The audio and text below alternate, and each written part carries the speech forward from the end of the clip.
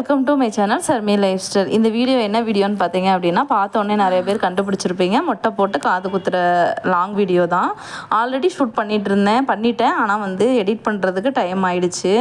நாங்கள் பார்த்தீங்க அப்படின்னா சாட்டர்டே ஈவினிங், அதாவது சாட்டர்டே நைட்டு 11 வந்து வேன் வந்து புக் பண்ணி அங்கேருந்து நாங்கள் கோயிலுக்கு கிளம்பி போயிருந்தோம்.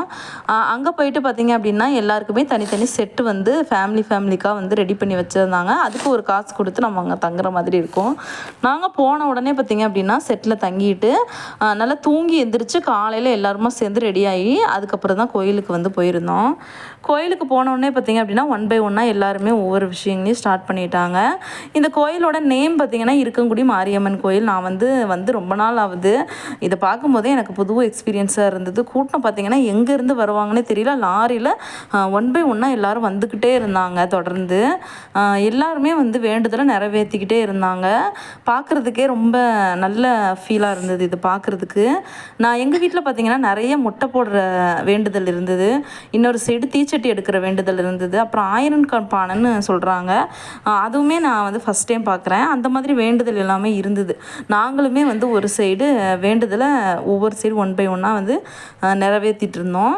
பாப்பாவுக்கு இந்த கோயிலில் மொட்டை போட்டு காது குத்துறதா பாப்பாவோட என்னோட நாத்தனார் பாப்பா வந்து சின்ன பிள்ளையாக இருக்கும் பொழுதே வந்து வேண்டுதல் இருந்துச்சு. அதோடு பார்த்திங்க அப்படின்னா கறி வெட்டி அங்கேயே சமைச்சு சாப்பிட்டு வர்றதாகவும் வேண்டுதல் இருந்தது. ஸோ அதையும் நிறைவேற்றிடலாம் அப்படின்னு சொல்லிட்டு தான் வந்திருந்தோம்.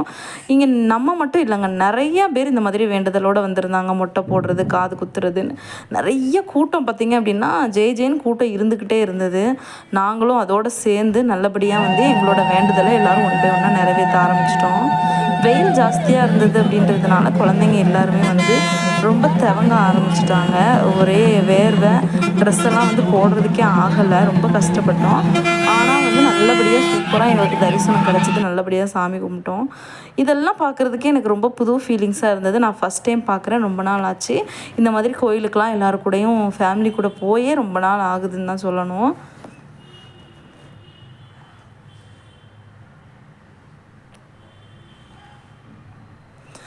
ஒன் பை ஒன்னாக பார்த்திங்க அப்படின்னா மேலே அடிக்கவுமே எல்லாருக்குமே வந்து சாமி வர ஆரம்பிச்சிருச்சு. தொடர்ந்து 1 வாரமும் விரதமாக இருந்து பக்தியோடு இந்த விஷயத்த பண்ணுறதுனால சாமி வந்து தானாக வந்து எல்லாருக்கும் வர ஆரம்பிச்சு. கோயில் வாசலில் தான் நாங்கள் இருக்கோம். இதுதான் வந்து இருக்கங்குடி மாரியம்மன் கோயில். காலையில் கூட்டமே இல்லை. தீச்சட்டி எடுக்கிறவங்க மட்டும்தான் இருந்த மாதிரி இருந்தது கோயிலில். எல்லாருமே வந்து தீச்சட்டி எடுக்கிறவங்க எல்லாம் போய் தீச்சட்டிலாம் எடுத்து முடிச்சதுக்கப்புறம் தான் கோயிலுக்குள்ளே போவாங்கன்ற மாதிரி சொல்லியிருந்தாங்க.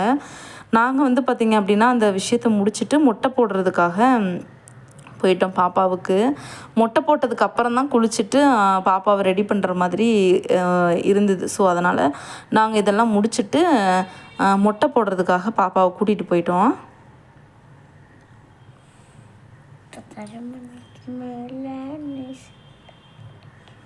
குழந்தைங்க பார்த்திங்க அப்படின்னா ஒரே அழுக மொட்டை போடுறதுக்கு. ஆனால் நல்லபடியாக நாங்கள் மொட்டையும் போட்டுட்டு செட்டுக்கு வந்துட்டோம். வந்து பார்த்திங்க அப்படின்னா புது ட்ரெஸ்லாம் குழந்தைங்களுக்கு போட்டு குழந்தைங்களுக்கு ட்ரெஸ்ஸெல்லாம் சேஞ்ச் பண்ணிவிட்டு காது குத்துறதுக்கு போயிட்டோம். எல்லாருமே பார்த்திங்க அப்படின்னா தாவாணி அந்த மாதிரி தான் குழந்தைங்களுக்கு எடுத்திருந்தோம் ட்ரெஸ் எல்லாம். ஆனால் குழந்தைங்க போடுறதுக்கு ரொம்ப அழுதாங்க. கசகசன்னு இருக்குது அப்படின்ற மாதிரி ஃபீல் பண்ணி அழுதாங்க. கொஞ்ச நேரம் போட்டுக்கலாம், அதுக்கப்புறமா ட்ரெஸ் சேஞ்ச் பண்ணிக்கலாம் அப்படின்னு சொல்லி சேஞ்ச் பண்ணுறதுக்கெலாம் கூட குழந்தைங்களுக்கு மட்டும் ட்ரெஸ் எல்லாம் எடுத்துகிட்டு வந்திருந்தோம்.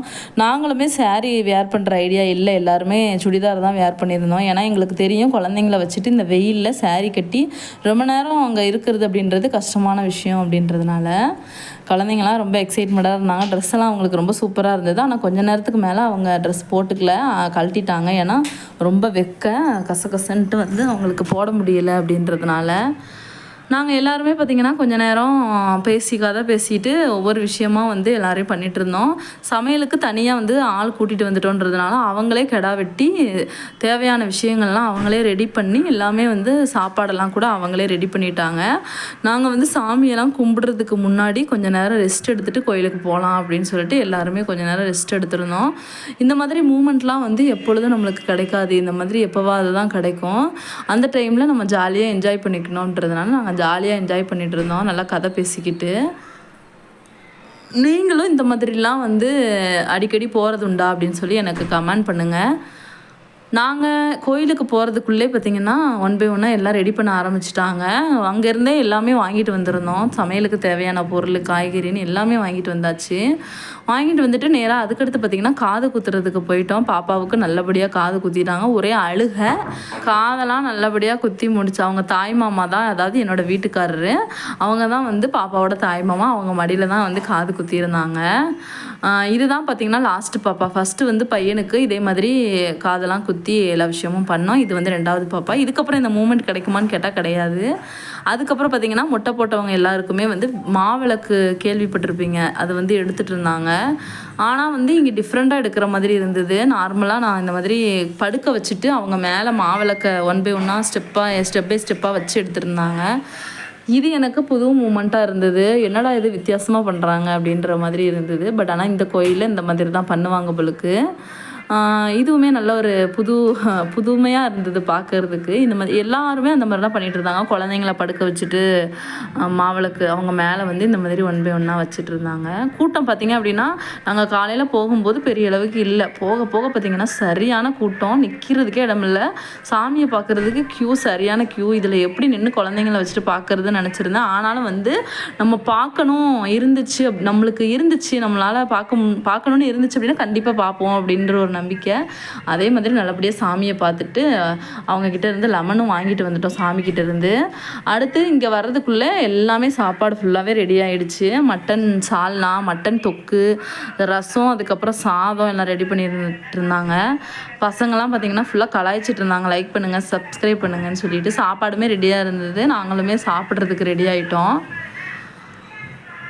சூப்பராக வந்து ஃபுல்லாக கறி விருந்து செம டேஸ்ட்டாக இருந்தது. அதுவும் முக்கியமாக எல்லாருக்கூடயும் சேர்ந்து சாப்பிட்ற அந்த ஒரு ஃபீலிங்ஸே வந்து தனின்னு சொல்லுவேன்.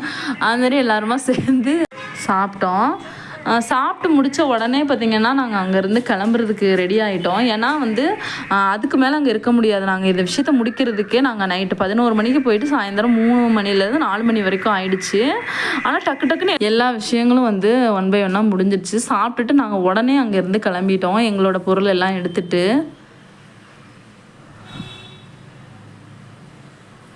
விருந்துமே பார்த்திங்கன்னா சமையலுமே சூப்பர் டேஸ்ட்டாக இருந்தது. நிறைய மிச்சம் இருந்தது. மறுநாள் வீட்டுக்கு வச்சு சாப்பிட்டுக்கலாம் அப்படின்னு சொல்லிட்டு வீட்டுக்கு கொண்டு வந்துட்டோம். நல்லா டேஸ்ட்டாக இருந்தது. எல்லாருமா சேர்ந்து நல்லா சிரித்து பேசிக்கிட்டே வந்து நல்லா சாப்பிட்டுட்டு இருந்தோம். தனியாக இருக்கும்போது எவ்வளவோ விஷயங்களை என்ஜாய் பண்ணலாங்க. ஆனால் குடும்பங்கள் கூட சேர்ந்து ஒரு விஷயங்களை பண்ணும்போது அதில் இருக்கிற சந்தோஷமே ரொம்ப தனின்னு தான் நான் சொல்லுவேன். இன்னொரு வாட்டி எப்போ இந்த மூமெண்ட் கிடைக்கும் அப்படின்னு சொல்லி எனக்கு ரொம்பவே ஆசையாக இருந்தது அப்போவே.